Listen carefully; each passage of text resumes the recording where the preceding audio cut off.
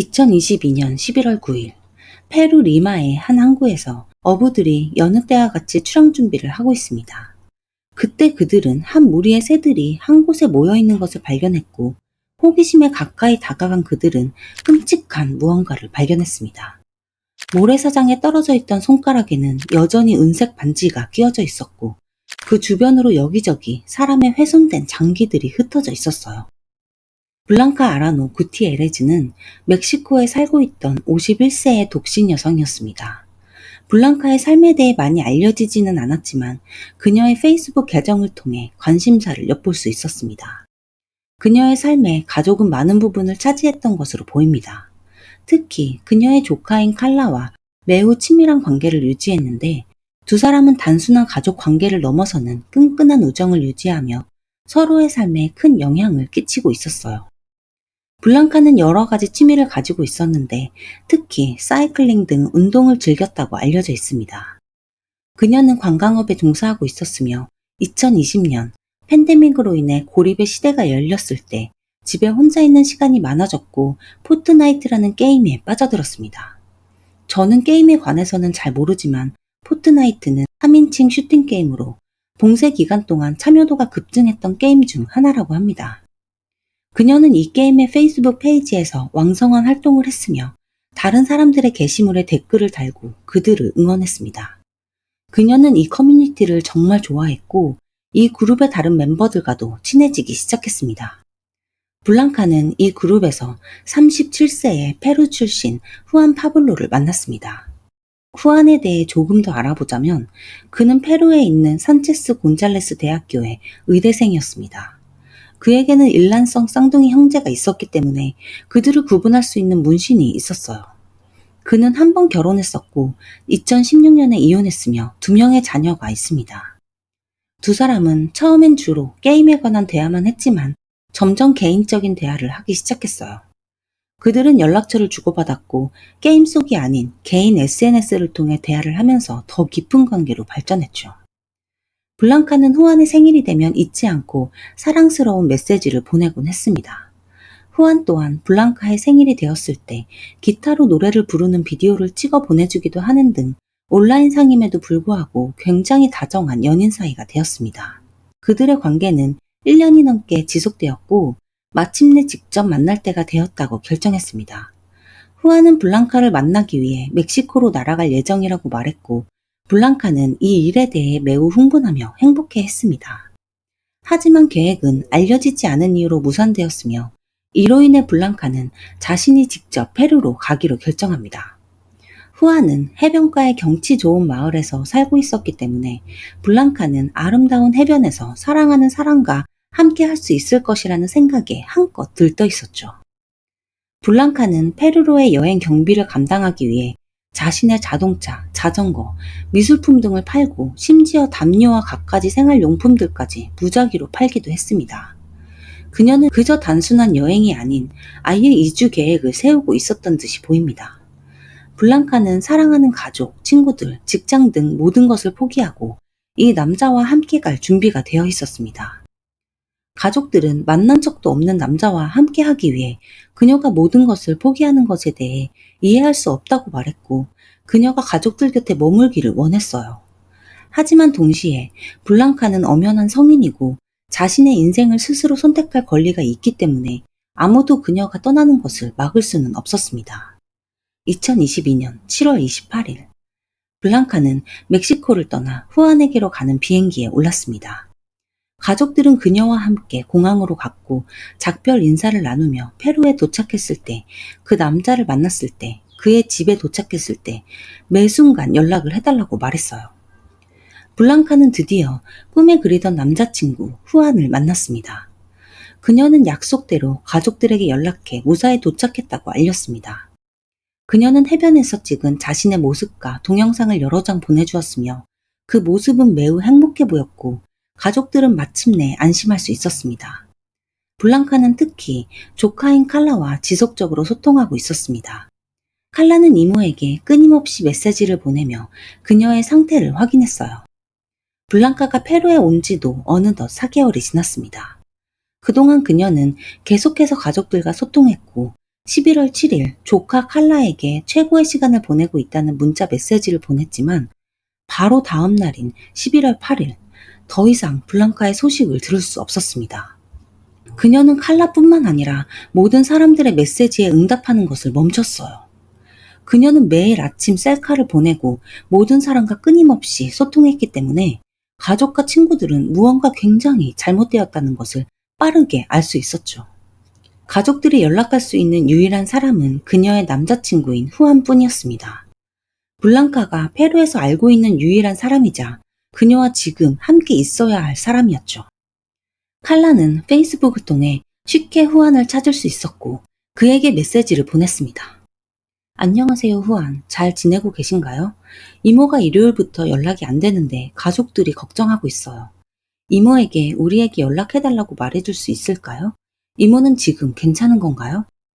이에 대해 몇 분 후 후안은 대답했습니다. 안녕하세요. 사실 저는 아무것도 모릅니다. 며칠 전부터 그녀는 나에게 화를 내기 시작했고 우리는 헤어졌습니다. 블랑카는 멕시코로 돌아갈 티켓을 사기 위해 공항으로 갔어요. 저도 정말 슬프고 힘든 상황입니다. 그녀가 멕시코로 안전하게 돌아갈 수 있기를 바랍니다. 아마 그녀는 혼자 여행을 하거나 핸드폰이 고장났을 수도 있고 배터리가 방전되었을 수도 있습니다. 후안과의 대화는 칼라를 더 불안하게 만들었습니다. 자신이 아는 이모 블랑카는 남자친구와 헤어지고 멕시코로 돌아온다는 중대한 사실을 자신이나 가족들에게 말하지 않을 리가 없었으니까요. 가족들의 계속되는 추궁 섞인 물음에 후안은 그들이 자신을 괴롭히고 있다며 화를 내기 시작했습니다. 그는 당신 이모는 내 인생을 망쳤고 지금 그녀가 어디에 있는지 나도 몰라요 라고 말했어요. 블랑카의 가족과 친구들은 모두 소셜미디어에 그녀의 실종 사실을 알리며 도움을 요청했고 그녀와 마지막으로 함께 있었던 사람은 후안이라고 불리는 페루 남성이라는 사실도 알렸습니다. 칼라는 트위터를 통해 후안과 나눈 대화의 스크린샷을 공유하며 여러분, 이 남자는 이모와 함께한 마지막 사람인데 솔직하지 못합니다. 제발 우리가 그녀를 찾을 수 있도록 도와주세요. 라고 말했습니다. 이에 분노한 후안은 자신의 페이스북에 저는 그녀의 남자친구가 아니었습니다. 그녀는 집이 없었고 제가 한 일은 그녀에게 머물 곳을 제공해주고 가끔 돈을 주어 식사를 할 수 있도록 한 것뿐이었습니다. 그녀는 정신 상태가 좋지 않았고 아마도 나의 선의를 사랑으로 오해한 것 같습니다. 그녀의 조카는 제 사진을 범죄자인 것처럼 온라인에 올릴 수 없습니다. 저는 나쁜 짓을 하지 않았기 때문에 아무것도 숨길 것이 없습니다. 그는 또한 블랑카가 애초에 왜 페루에 왔는지 전혀 모르겠다고도 덧붙였습니다. 이 내용은 빠르게 퍼져 멕시코와 페루의 미디어에 블랑카의 실종에 대한 인식을 확산시킬 수 있었습니다. 또한 후안의 신상이 공개되었기 때문에 한동안 그의 얼굴이 온갖 소셜미디어에 도배되기도 했었죠. 가족들은 페루에 있는 멕시코 대사관에 연락하여 도움을 요청했습니다. 페루 경찰들은 즉시 후안을 체포해 신문을 했습니다. 인터뷰 내내 그는 굉장히 침착함을 유지하고 있었고 수사관의 눈을 똑바로 쳐다보며 블랑카의 실종에 관해서는 아무것도 아는 것이 없다고 대답했습니다. 그는 진술 내용을 계속해서 번복했는데 자신은 블랑카가 누군지도 모르고 그녀와 연인 사이도 아니라고 주장하기도 했습니다. 그의 진술에 따르면 블랑카는 멕시코로 돌아가고 싶어 했지만 돈이 없었고 가족들이 그녀를 돕지 않겠다고 말했기 때문에 자신은 친절한 사람으로서 그녀를 돕기로 결심하고 페루에서 자리를 잡는 동안만 자신의 아파트에 머물게 했다고 말했습니다. 어차피 자신은 의과대학으로 인해 굉장히 바빴기 때문에 집에 잘 들어가지도 못하니까 그런 제안을 할 수 있었고 그녀가 호텔로 나가게 되면 자신이 초기 정착 비용을 지원해주기로 했다고 말했습니다. 결론적으로 자신은 정신이 온전치 않고 아무것도 없는 여성을 돕고 있는 친절하고 훌륭한 사람이라는 것이었죠. 또한 그는 블랑카의 연락이 끊긴 11월 7일에 집을 떠나 다른 지역에 있었다고 진술했습니다. 하지만 경찰들은 결국 후안이 자신의 집 앞 마트에서 표백제를 구매하는 모습이 찍힌 CCTV를 발견하면서 그의 진술은 신빙성을 잃게 되었죠.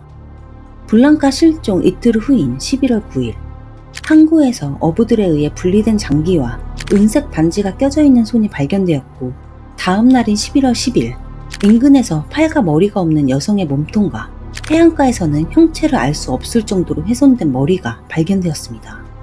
정말 충격적인 사실은 몸통의 장기가 하나도 남아있지 않았다는 것입니다.